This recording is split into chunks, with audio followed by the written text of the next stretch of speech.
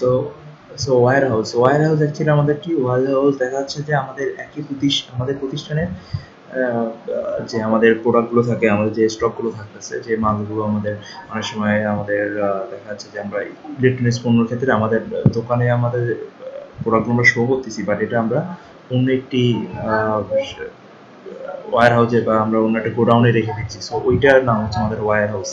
এটার অবশ্য সকলের প্রয়োজন হয় না, সাধারণত দেখা যাচ্ছে যে কিছু প্রতিষ্ঠান আছে যাদের একাধিক ওয়্যার হাউস থাকে, একাধিক গোডাউন থাকে, তারা এটা ইউজ করবে। সো এই ওয়্যার হাউসটাকে ওয়্যার হাউস সো সিম্পল, আমরা ওয়্যার হাউসে গিয়ে আমরা ওয়্যার হাউসটা ক্রিয়েট করতে পারবো এবং পরবর্তীতে আমরা যখন পারচেজ বা সেল করবো তখন আমাদের ওয়্যার হাউসটা আমাদের সিলেক্ট করতে হবে। সো ওয়্যার হাউসটা আমরা এখানে অ্যাড ওয়্যার হাউস গিয়ে আমরা এখানে নতুন একটা ওয়্যার হাউস তৈরি করতে পারি। যেমন আমাদের ওয়্যার হাউস থাকতে পারে আমাদের থাকতে পারে রামপুরা আমাদের একটা ওয়্যার হাউস আছে। সো আমি এখানে দিলাম warehouse name Rampura. So আমরা এখন ওয়্যার হাউস রামপুরা, অথবা এখানে আমাদের ডিফল্ট ওয়্যার হাউস দেওয়া থাকে, যেসব প্রতিষ্ঠানের ওয়্যার হাউস প্রয়োজন নেই তারা ডিফল্ট ওয়্যার হাউসটা ইউজ করবে। দেন আমরা ওয়্যার হাউসের পর হচ্ছে আমাদের কস্ট সেন্টার। আর কস্ট সেন্টারটা হচ্ছে যে আমাদের প্রতিষ্ঠানের একাধিক প্রজেক্ট আছে, দেখা যাচ্ছে যে আমরা একটা প্রজেক্ট আছে আমাদের আমাদের দোকানের ভিতরে কিছু কস্টিং আছে, আমাদের প্রোডাক্টগুলো আনার পিছনে কস্টিং আছে, বা এটা আমাদের মেকিং এর জন্য আমাদের ম্যানুফ্যাকচারিং কস্টিং আছে। সো আমি সবগুলো কস্টকে আমরা আলাদা আলাদা করে ডিফাইন করতে পারি। এই ডিফাইন করার জন্য আমাদের কস্ট সেন্টারটা ইউজ করা হয়। যেরকম কস্ট সেন্টারে আমরা দিতে পারি, যেরকম যেটা আমি বললাম যে ম্যানুফ্যাকচারিং আমার এটা থাকলো, যে আমার হচ্ছে কি আমি যে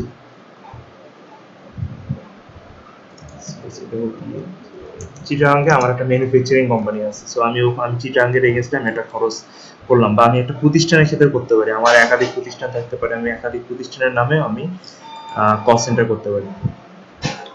এই জাস্ট কস্ট সেন্টারটা হচ্ছে যে আমাদের যে খরচগুলো আছে বা ইনকামগুলো আছে এগুলোকে ডিভাইডেড করে দেয়। আমি জাস্ট ওই কস্ট সেন্টার অনুযায়ী এটার টোটালগুলো আমি যা যাচ্ছে সেই ক্ষেত্রে আমি কস্ট সেন্টারটা ইউজ করবো। আচ্ছা, এরপর হচ্ছে আমাদের চার্ট অফ গ্রুপ আর চার্ট অফ অ্যাকাউন্ট। আসলে এই দুটো জন্য আমাদের মেইনলি দরকার হচ্ছে চার্ট অফ গ্রুপ। আমাদের যে মেইন গ্রুপগুলো আমাদের অ্যাকাউন্টিং এর জন্য আমাদের মেইন কয়েকটি পার্ট আছে, সেই পার্টগুলো নিয়ে আমি একটু আলোচনা করতেছি। সো এখানে হচ্ছে আমাদের চার্টগুলোর নেম। আমাদের যে চার্টগুলো আছে কি, আমাদের asset, library, security, revenue, expense. So এইগুলোকে বলা হচ্ছে আমাদের মেইন চার্ট অফ গ্রুপস। এই গ্রুপগুলোর এগেনস্টে আমাদের একাধিক চার্ট অফ অ্যাকাউন্ট থাকে। সো যেমন আমরা অ্যাসেটের এগেনস্টে আমাদের অ্যাসেট দুই ধরনের, একটা কারেন্ট অ্যাসেট থাকতে পারে, একটা ফিক্সড অ্যাসেট থাকতে পারে। যেরকম এগুলোর মধ্যে আমরা ধরতে পারি যে ব্যাংক অ্যাকাউন্ট থাকতে পারে, আমাদের ক্যাশ থাকতে পারে, আবার লাইবিলিটিস, আমাদের লাইবিলিটিসগুলো থাকবে, ইকুইটি আমাদের ক্যাপিটালগুলো থাকবে, রেভিনিউ আমাদের ইনকাম বা যেগুলো এক্সট্রা ইনকামগুলো আসছে সেগুলো রেভিনিউতে থাকবে, এক্সপেন্স। আমরা এইভাবে একাধিক ক্যাটাগরি আমরা তৈরি করে নিতে পারি। যেরকম আমরা এখানে কিছু অলরেডি ক্যাটাগরি তৈরি করে দিয়েছি, যেরকম আমরা ফিক্সড অ্যাসেট আছে, এক্সপেন্স আছে, ইনকাম আছে, তারপর অ্যাসেটস আছে। সো আমরা এখান থেকে যেন ইকুইটি এটা নেই, সো আমরা ইকুইটি এখানে অ্যাড করতে পারি।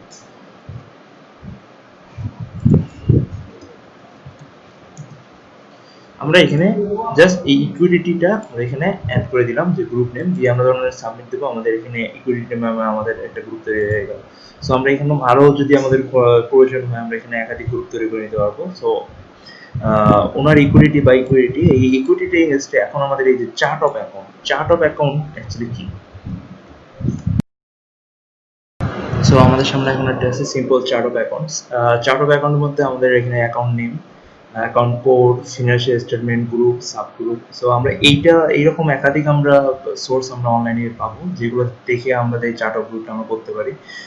যেরকম এখানে একটি ফিনান্সিয়াল স্টেটমেন্ট, ব্যালেন্স শিটে কি কোন কোন আমাদের অ্যাকাউন্টগুলো থাকবে এবং ওটা আপনার কোন কোন গ্রুপের এগেনস্টে, যেমন কারেন্ট অ্যাসেট, কি কি কারেন্ট অ্যাসেট, যেমন bank account, bank savings account, online savings account, petty cash বা ক্যাশ ড্রয়ার, এগুলো সবগুলো একই ক্যাটাগরির মধ্যে পড়ে। বাট দেখা যাচ্ছে যে একটা সুপার শপের ক্ষেত্রে আমরা এগুলোকে আলাদা আলাদা করে ডিফাইন করি। একটা সুপার শপের ক্ষেত্রে যদি একটা ম্যানেজার অ্যাকাউন্ট ইউজ করে তাহলে ওটা হচ্ছে ক্যাশ অ্যাকাউন্ট। বাট যখন আপনি একটা আউটডোরের জন্য একটা পয়েন্ট অফ সেল অথবা আমাদের একটা কাউন্টার থাকে, সেটাকে বলা হচ্ছে আমাদের ড্রয়ার ক্যাশ অ্যাকাউন্ট অথবা petty cash account. So petty ক্যাশটা আমরা সাধারণত র্যান্ডম লেনদেনের ক্ষেত্রে ইউজ করি।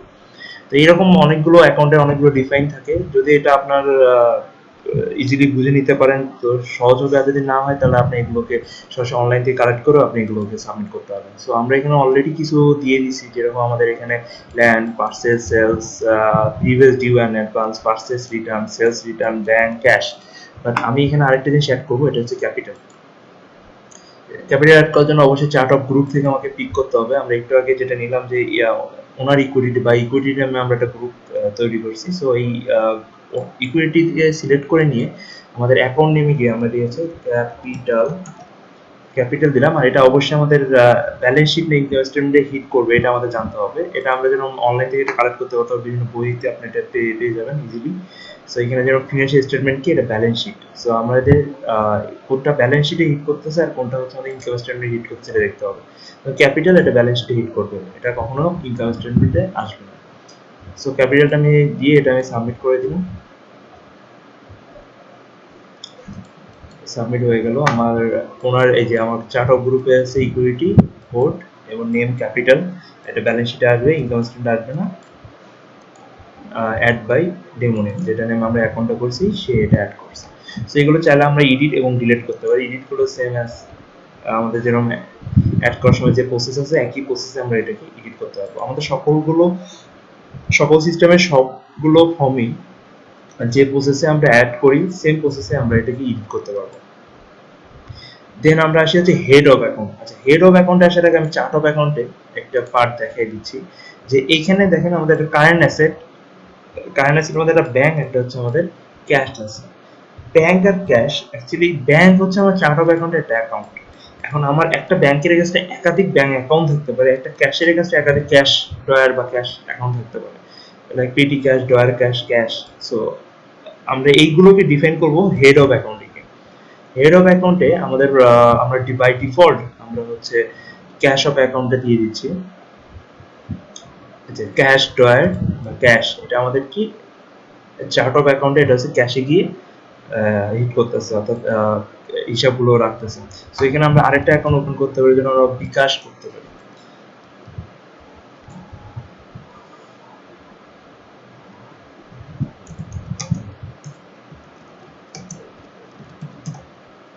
বিকাশ অ্যাকাউন্ট আমি এখানে দিয়ে দিলাম, এটা অবশ্যই ব্যাংক।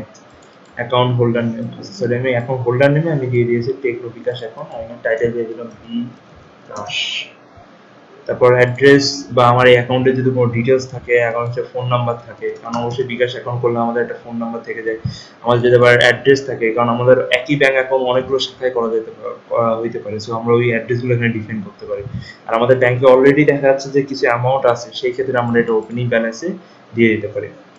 সো এটাকে আমি সাবমিট করলাম। সাবমিট করার পর আমার এখানে বিকাশ নামে একটা হেড অফ অ্যাকাউন্ট তৈরি হয়ে গেল, যেটা চার্ট অফ অ্যাকাউন্ট কি ব্যাংক, অর্থাৎ ব্যাংকের এগেইনস্টে এটা সকল হিসাব নিকাশগুলো থাকবে। বাট আমি চাইলে এটা হেড অফ অ্যাকাউন্টের এগেইনস্টেও আমি এটার টোটাল হিসাবগুলো বের করে নিতে পারবো। দেন আমরা চলে যাচ্ছে কাস্টমার অ্যাকাউন্টে।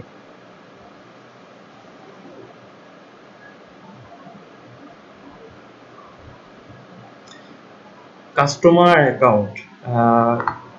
অ্যাকাউন্টে হচ্ছে যে আমাদের যাদের কাছে প্রোডাক্টগুলো সেল করবো তারাই আমাদের কাস্টমার অবভিয়াসলি। বাট এখানে আমরা কাস্টমারদেরকে আমাদের এখানে আমরা ডিউ একটা কাস্টমার আমরা বাকি রাখতে পারবো।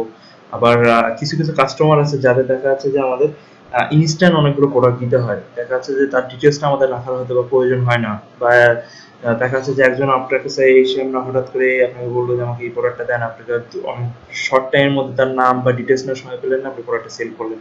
তো সেই ক্ষেত্রে এটা ওইসব কাস্টমারকে বলা হয়েছে ওয়ার্কিং কাস্টমার, বা এটাকে আমরা হচ্ছে একটা ডিফল্ট কাস্টমার হিসেবে রাখতে পারি, যে আমাদের কোনো কাস্টমারের ডিটেলস যদি আমরা সেভ করতে যদি সময় না হয় বা আমরা না করতে চাই, সেক্ষেত্রে আমরা ওয়ার্কিং কাস্টমারের মাধ্যমে সকল সেল করতে পারবো। বাট আমরা এখানে চাইলে আরো কাস্টমার তৈরি করতে পারবো, যেমন আমি এখন আমাদের এখানে একটা টেস্ট কাস্টমার আমি অ্যাড করে দিচ্ছি।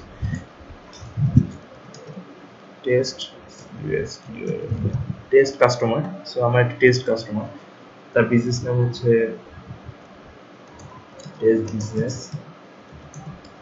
Business phone number. সো আমি সিম্পলি 2-3টা ডিটেলস দিয়েই আমি একটা কাস্টমার অ্যাড করতে পারি। বাট আমি চাইলে এখানে ফুল ডিটেলস গুলো দিয়ে দিতে পারি। আমি একটু ফুল ডিটেলস গুলো দেখাচ্ছি, যে অ্যাড্রেস জন্য আমরা দিতে পারি ঢাকায়, বাট এগুলো বাধ্যকতা না, দিতেই হবে। তারপর সেলস কমিশন, যদি আমরা কাস্টমারের কোনো স্পেসিফিক ফিস কোনো সেলস কমিশন দিতে চাই সেক্ষেত্রে আমরা এটা ইউজ করতে পারি। তারপর আমাদের ওপেনিং ব্যালেন্স, দেখা যাচ্ছে এই কাস্টমার কাছে পূর্বের আমার কিছু বাকি আছে, সেক্ষেত্রে আমরা এটা ওপেনিং ব্যালেন্স দিয়ে দিতে পারি। তাহলে আমি পূর্বের বাকি আমি কত টাকা পাই আমি এখানে দিয়ে দিলে আমি এই হিসাবটা রাখতে পারবো। ক্রেডিট লিমিট হচ্ছে আমি একটা কাস্টমারকে সর্বোচ্চ কত টাকা পর্যন্ত বাকি দিব, আমি যখন এই লিমিটটা দিয়ে দিব তখন ওই বাকির পরিমাণের চেয়ে কখনো বেশি টাকা আমি সেল করতে পারবো না, এর মধ্যে আমি তার সেলটা থাকবে। ডিউ ডেট, ডিউ ডেটটা অ্যাকচুয়ালি এটা আপনার সবার ক্ষেত্রে প্রয়োজন হয় না, কিছু কিছু কাস্টমারের ক্ষেত্রে দেখা যাচ্ছে যে আমি অনেক সময় ক্রেডিটে অনেক সেল করি কিন্তু আমার একটা নির্দিষ্ট ডেটে ও আমাকে পেমেন্টটা করবে। সো এটা মনে রাখার জন্য আমরা এখানে ডিউ ডেটটা দিয়ে দিয়েছি, যেটা আমাকে অ্যালার্ট করবে হ্যাঁ অমুক তারিখে বা এই ডেটে পরবর্তী এত তারিখে আমাদের উনি পেমেন্টগুলো ক্লিয়ার করবেন। বাট এগুলো বাধ্যকতা না, এগুলো দিতে হবে, আমাদের শুধু জাস্ট নাম আর ফোন নাম্বার দিয়েও আমরা এটা এন্ট্রি করতে পারি, বিজনেস নেমটা রিকোয়ার্ড না। সো আমাদের একটি কাস্টমার তৈরি হয়ে গেল। আমাদের কাস্টমার আছে দুইটি বলতে একটা হচ্ছে আমাদের ওয়ালকিং কাস্টমার, এটা অ্যাকচুয়ালি সকল কাস্টমার ক্ষেত্রে এটা সেমই, কারণ আমাদের কাছে একাধিক কাস্টমার প্রোডাক্ট নিচ্ছে সেক্ষেত্রে আমরা ওয়ালকিং কাস্টমার দিচ্ছি। আর এই স্পেসিফিক কাস্টমার ক্ষেত্রে আমরা টেস্ট কাস্টমার নামে আমরা একটা কাস্টমার অ্যাকাউন্ট তৈরি করে নিই। এইভাবে আপনি একাধিক কাস্টমার অ্যাকাউন্ট পর্যায়ক্রমে তৈরি করে নিতে পারবেন এবং এটাকেই চাইলে আপনি এডিট এবং ডিলিট করতে পারবেন। সেম প্রসেস, আমরা এডিটে যাচ্ছি, সেম আমরা যেভাবে অ্যাড করছিলাম একই প্রসেস আমরা এটাকে এডিটও করতে পারবো। সেম ভাবে আমরা সাপ্লায়ার অ্যাকাউন্টটা একই ওয়েতে আমরা সাপ্লায়ার অ্যাকাউন্টে গিয়ে সাপ্লায়ার তৈরি করতে পারবো। সাপ্লায়ার হচ্ছে যাদের কাছে আমরা প্রোডাক্টগুলো কিনে এনে বিক্রি করি, সো তারা হচ্ছে আমাদের সাপ্লায়ার, যারা আমাদেরকে প্রোডাক্টগুলো ডেলিভারি দেয়। সো এখানে আমাদের ওয়ার্কিং সাপ্লায়ার বলতে দেখা যাচ্ছে যে আমাদের অনেক সাপ্লায়ার আছে, আমাদের খুচরা প্রোডাক্ট কেনা হয়, দেখা যাচ্ছে সাপ্লাই আমাদেরকে কোনো ডিটেলস দিচ্ছে না, হয়তো বা তাদের কন্ট্যাক্ট নেওয়ারও আমাদের পসিবল বা সময় হচ্ছে না, সেই ক্ষেত্রে আমরা তাদেরকে ওয়ার্কিং সাপ্লায়ার হিসেবে ট্রিট করতে পারি। আর ওয়ার্কিং সাপ্লায়ারদের হিসাবগুলো আমরা সব আলাদা করে আমরা এটাকে ক্যালকুলেট করে আমরা দেখতে পারবো। সো এখানে আমরা সাপ্লায়ার অ্যাড করার সিস্টেমটা আমাদের সেম, তো আমরা এই সেম ভাবে আমরা টেস্ট সাপ্লায়ার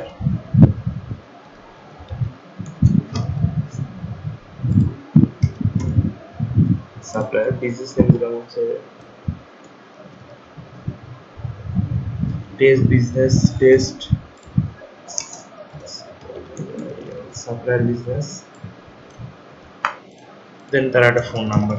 আর এখানে আমরা সেম ভাবে তার কাছে আমরা কমিশন পার্সেসের ক্ষেত্রে যদি আমাদের কোনো তাদের কাছে একটা ফিক্স একটা কমিশন থাকে যে আমি ওনার কাছে অলরেডি 10% করে ডিসকাউন্ট পাই সেই ক্ষেত্রে, বা এটা অ্যাকচুয়ালি আমাদের প্রয়োজন হবে সাপ্লায়ার ক্ষেত্রে শুধুমাত্র ফিস কিছু কাস্টমারের ক্ষেত্রে, আদারওয়াইজ এটা প্রয়োজন নেই। আর এরপর আছে ওপেনিং ব্যালেন্স, দেখা যাচ্ছে পূর্বের সাপ্লায়ার কাছে পূর্বেই আমার অনেকগুলো বাকি আছে, সে আমার কাছে টাকা পাবে, সেই ক্ষেত্রে এটা আমি ওপেনিং ব্যালেন্সটা তাকে দিয়ে দেবো। তো আমাদের সাপ্লায়ার অ্যাকাউন্ট ক্রিয়েট হয়ে গেল। সো আমাদের এখন একটা সাপ্লায়ার অ্যাকাউন্ট, একটা ওয়ার্কিং সাপ্লায়ার। এখন আমরা চলে যাচ্ছি ইনভেন্টরি। আচ্ছা, এখানে তিনটা অপশন আছে, একটা হচ্ছে ইনভেন্টরি, একটা হচ্ছে অ্যাকাউন্ট মোড, একটা হচ্ছে রিপোর্ট।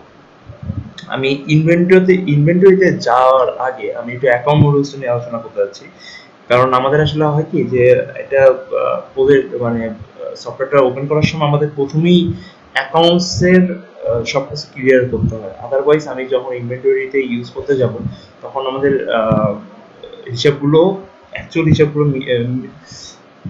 আসতে গেলে আমাদের সমস্যা হতে পারে, অনেক সময় আমরা না বুঝেই হিসাবগুলোকে এলোমেলো করে ফেলতে পারি। এই জন্য আমরা প্রথমে অ্যাকাউন্ট মডেলসটা গিয়ে অ্যাকাউন্ট মডেলস আমাদের এখানে আছে, একটা হচ্ছে রিসিভ কালেকশন, এটা receive collection list, receive collection transaction report. আচ্ছা, রিসিভ কালেকশনটা হচ্ছে আমরা দেখা যাচ্ছে যে বিভিন্নভাবে টাকা রিসিভ করতে পারি, বিভিন্ন ওয়েতে টাকা রিসিভ করতে পারি। যেরকম আমাদের আমরা কিছু সেল করছি, সে আমাকে কিছুদিন পরে সে পেমেন্ট করে দিল যে আমার তার কাছে বাকি ছিল 20,000 টাকা, সে আমাকে পেমেন্ট করছে 10,000 টাকা, সেটা আমরা চাইলে রিসিভ কালেকশনের মাধ্যমে নিতে পারি, অথবা এটা আদার্স একটা ওয়ে আছে যেটা আমরা পরবর্তীতে আলোচনা করবো। সো রিসিভ কালেকশনে প্রথমে আমি রিসিভ কালেকশনে গেলাম। আচ্ছা, এটা রিসিভ কালেকশন। সো এখানে হচ্ছে আমাদের প্রথমে যেটা দরকার যে আমার কিছু ক্যাপিটাল দরকার, যে ক্যাপিটালটি আমি মানে এই অ্যামাউন্টে নিয়ে আমি বিজনেসটা শুরু করবো। তো এই টাকাটা আমি যদি না পাই তাহলে আমি বিজনেসটা শুরু করতে পারবো না, কারণ আমার অবশ্যই ক্যাপিটাল থাকতে হবে, এটার এগেইনস্টে আমি পারচেজ করবো, তাছাড়া আমি কখনো আমার রিপোর্টটা মিলাতে পারবো না। সো আমাদের অবশ্যই একটা ক্যাপিটাল দিতে হবে, ক্যাপিটাল দিতে গেলে আমার অবশ্যই একটা কাস্টমার লাগবে যার দ্বারা আমার ক্যাপিটাল আসবে। সো কাস্টমার বলতে আমরা হচ্ছে আমাদের নিজেদের স্টাফদেরকে আমরা একটা গ্রুপ আকারে আমরা ইউজ করতে পারি। সো আমি কাস্টমার অ্যাকাউন্টে গিয়ে আমি একটা গ্রুপ তৈরি করে নিচ্ছি।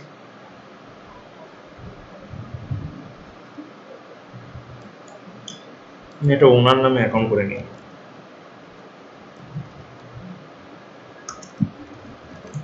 ওনার অ্যাকাউন্ট, বিজনেস নেম দিলাম টেকনো সিস্টেম, দেন ফোন নাম্বার।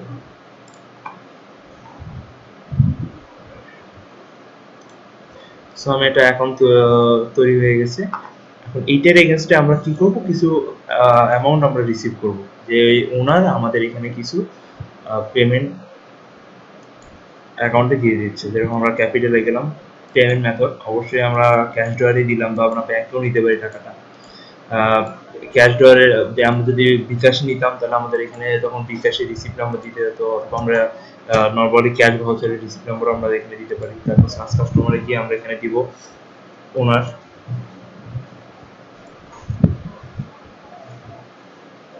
এই যে আমাদের চলে আসছে ওনার অ্যাকাউন্ট। ওনার অ্যাকাউন্টে আমরা কি করলাম, যে এখন আমরা 1 লক্ষ টাকা 1 লক্ষ টাকা আমরা এখানে ক্যাপিটাল হিসেবে দিচ্ছি, যেটা আমাদের পেইড হিসেবে যাচ্ছে। ডিউ থাকলে যদি আমাদের কোনো বাকি পেমেন্ট করে কেউ, সেক্ষেত্রে আমরা ডিউ ইউজ করি, অথবা আমরা এটাকে পেইড দিয়ে দিই। তারপর হচ্ছে আমাদের কস্ট সেন্টার, যদি আমাদের কোনো কস্ট সেন্টার থাকে যে আমি কোর্স কস্ট সেন্টার এগেন্সটে হিসেবগুলো করতে, সেক্ষেত্রে এটা দিব। আমি জাস্ট এখানে চিটাগাং দিয়ে দিলাম। ওকে, আমার তাহলে রিসিভ কালেকশনে আমার টাকা জমা হচ্ছে। এখানে কেরিয়ার অথবা কমেন্ট, আমার যদি আদার্স কোনো আইডি অথবা আমার কোনো ডিটেলস লিখতে হয়, সেক্ষেত্রে আমরা এগুলো লিখতে পারি। ডেট কবে আমাদের পেমেন্ট করবে, এটা আমরা দিয়ে দিতে পারি। কালেকশন কোড, আমাদের এই কালেকশনটা কোন সিরিয়াল করে রেখেছে পেমেন্ট টাকাটা রিসিভ করতেছে, এটা আমরা দিয়ে দিতে পারি। দেন আমরা এটা সাবমিট করব। আমরা চাইলে এখানে রিসিভ সাকসেস করি। আর you want to print receipt, তো আমি রিসিপ্ট প্রিন্ট করবো কিনা, সো আমি এখানে ডিসিশনটাও জানতে হচ্ছে সফটওয়্যার। সো আমি চাইলে ইয়েস প্রিন্ট দিলে আমাদেরকে তখন করবো কি, আমাদের রিসিপ্টটা সে প্রিন্ট করে দেবে। আর আমরা যদি রিসিপ্ট প্রিন্ট করতে না চাই, সেক্ষেত্রে আমরা ক্যান্সেল করলে আমরা এটাকে প্রিভিয়াস পেজে চলে আসতে পারবো। So simple. আমরা হচ্ছে এখন হচ্ছে রিসিপ্ট কালেকশন লিস্টে